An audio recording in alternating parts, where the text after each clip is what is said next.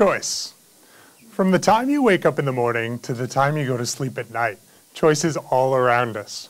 The average person makes over 1,000 choices every day in their life.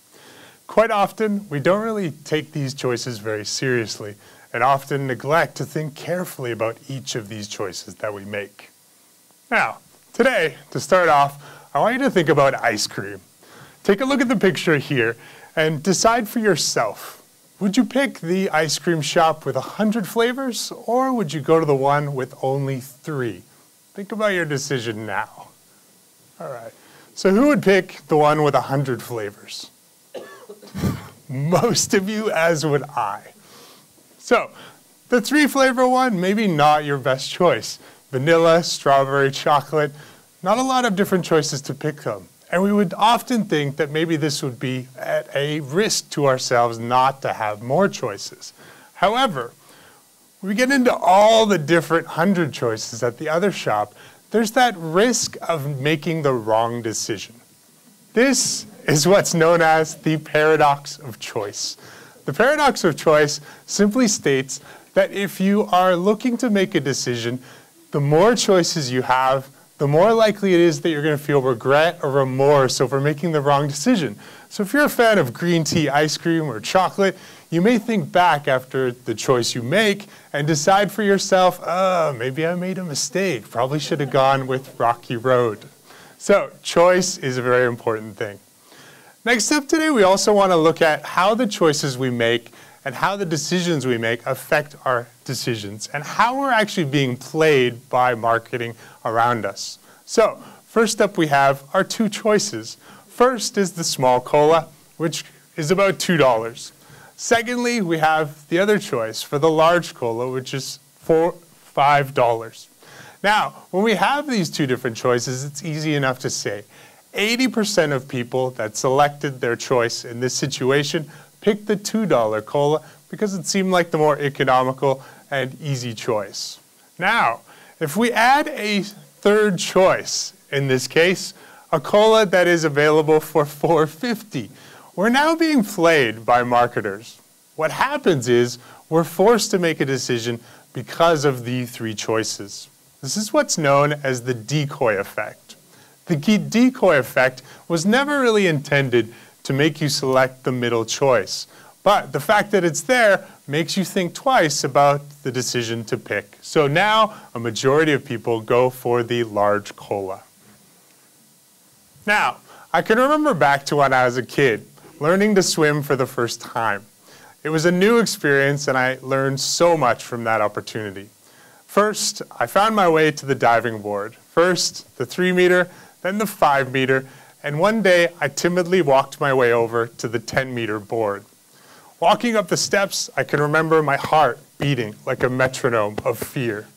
As I got to the top and walking towards the ledge, my body movement slowed and my thought processes dying quickly like a robot running out of batteries.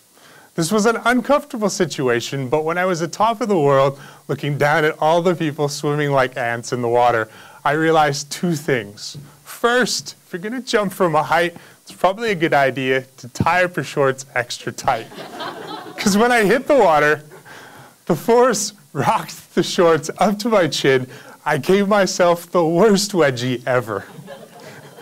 The second takeaway message for myself that day was that I learned the value of choice, and I learned how to make decisions. Making choices in my life gave me more opportunity and gave me greater self-confidence to try to make decisions every day that mattered to me. Now, jumping off that diving board was single-handedly one of the best experiences I've ever got because I was able to test my bravery and also learn that I like taking risks in my life. Which brings us to our next pop quiz today. Mary's father has 4 children. April, May, June. What's the name of that 4th child? Anybody? All right, some of you have it here. I heard a few people say July. It's actually Mary. What's happening in this situation is a simple state of what we call choice blindness. We typically make choice blindness when we're making decisions quickly and frantically and trying to make a choice. Choice blindness is good for us. In caveman days, when you're running through the forest and there's a tiger chasing you, you don't have time to really think. So our brains take shortcuts which allow us to make decisions as fast as possible. Now, back to our choice. When we ask the question simply, what color is the sky? Or 2 + 2? The question we don't really have to think about. We just know the answer automatically from practice. But choice blindness basically makes a shortcut in our brain, allowing us to think quicker. This is great for everyday activities that we're used to doing. The trouble is when we come to a new choice in our life and a new decision-making process where we need to think longer. In this case, time slows for us and allows us to make the decision that we want to make. Now, sadly, in this life, we have over 1 million words in the English language. Even worse is the fact that if you go to any supermarket around the world, there are more than 250 different types of cereals. Moreover, we also have difficulty at coffee shops. Starbucks has over 80,000 different combinations of drinks and different things that you can add together for choices. This means that more than ever in our time, we are facing choice angst more than ever. The paradox of choice has become something that agonizes people, that forces them into really difficult situations because there's still that problem that maybe you might make the wrong decision. So, to help you with that today, if I still haven't convinced you that the power of choice is yours to make, I want you to consider Albert Einstein. Arguably one of the greatest minds in human history, Einstein made great choices in his life, for the most part.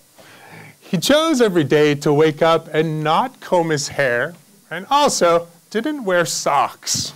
This simple choice freed him up to make bigger and better decisions every day. It allowed him to come up with a theory of relativity and make big, excellent choices in his life. He found socks way too cumbersome, and also he noticed that from wearing socks, he quite often was wearing a hole in the big toe part of his sock as well. So he not only saved time, but money. So even if you're not a genius, an astrophysicist, or a rocket scientist, you can still make choices like a genius. Now, I'm not telling you to go out there today and not wear socks.